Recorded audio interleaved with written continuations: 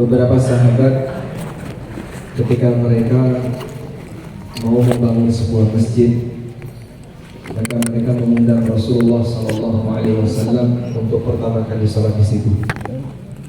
Bahkan termasuk orang munafik, ketika mereka membangun masjid Dirar, mereka mengundang Nabi SAW untuk meresmikan dengan cara melaksanakan sholat di masjid itu. Dan ini bagian dari sunnah. Ketika seseorang mendirikan tempat ibadah, maka para pemimpin kaum muslimin yang meresmikan dengan cara sholat di tempat ibadah itu. Kali ini kajian kita ada di bengkel sebagai peresmian pertama, yang insya Allah akan menjadi wakaf produktif untuk ANB Channel di bawah Yayasan Amal Abad Indonesia.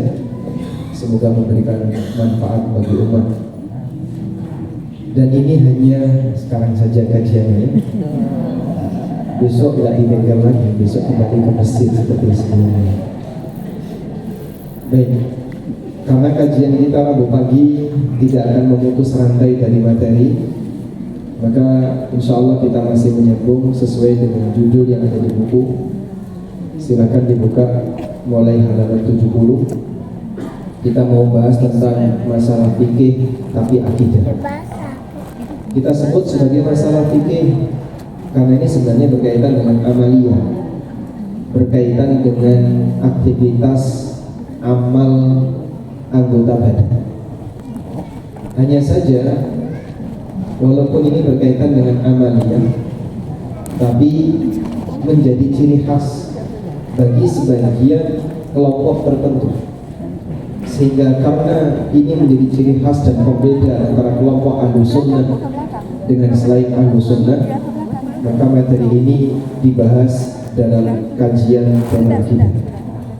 Apa saja yang dibahas itu? Coba kita simak catatan ke-26. Tafadhol. Sebelum kita bacakan, mohon ibu-ibu bisa masuk ke depan karena sudah tidak muat. Mohon bisa maju ke depan agar yang belakang bisa menikmati semua. Untuk bantu ke timur, Ke arah utara, bukan ke arah proyek. Dan maju juga ke timur, ke arah timur.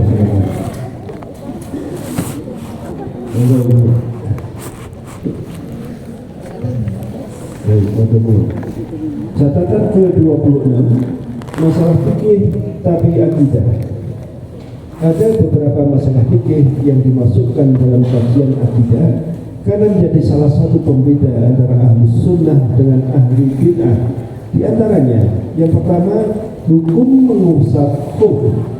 Imam At-Tahawi rahimahullah dalam kitab akidahnya menyebutkan, kami mengakui adanya syariat mengusap khuf baik ketika safar maupun tidak safar sebagaimana yang disebutkan dalam dalil. Prinsip ini dilanggar oleh Syiah. Mereka tidak mau mengakui adanya syariat mengusap khuf atau sepatu. Namun saat wudu mereka justru mengusap kaki yang tidak tertutup alas kaki. Ibnu Abi Is rahimahullah menjelaskan, terdapat sunnah yang mutawatir dari Rasulullah Sallallahu Alaihi Wasallam mengenai mengusap sepatu dan mencuci kaki saat wudu. Sementara Rafidah menyalahi sunnah yang mutawatir itu syarah akidah Tahawiyah. Yang dimaksud Rafidah di sini Syiah Rafidah. Jadi kalau wudunya Syiah sama seperti wudhu kita, cuman bagian akhirnya yang beda. Bagian kaki yang tidak tertutup apapun mereka usap, sehingga tumitnya tidak basah. Karena cuma diusapkan berarti hanya bagian depan saja, itu pun hanya usapan. Itu model wudhunya Syiah. Kalau bagian atasnya sama. Padahal Nabi SAW dulu sudah pernah memberikan peringatan keras untuk seperti ini. Ada sebagian sahabat yang karena buru-buru, mereka ketika wudhu tidak memakai alas kaki, tidak memakai tutup apapun, terus bagian kaki diusap. Dari kejauhan Nabi SAW melihat itu, kemudian beliau teriakkan kepada mereka, wailun lil aqabi minan nar. Celakalah tungkak-tungkak yang akan masuk neraka. Celakalah tumit-tumit yang masuk neraka gara-gara dia tidak mencuci bagian kaki.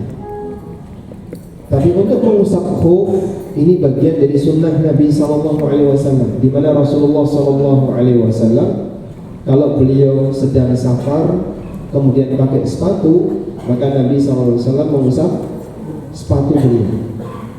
Beliau mengusap sepatu beliau dan tidak mencuci, tidak melepas sepatunya.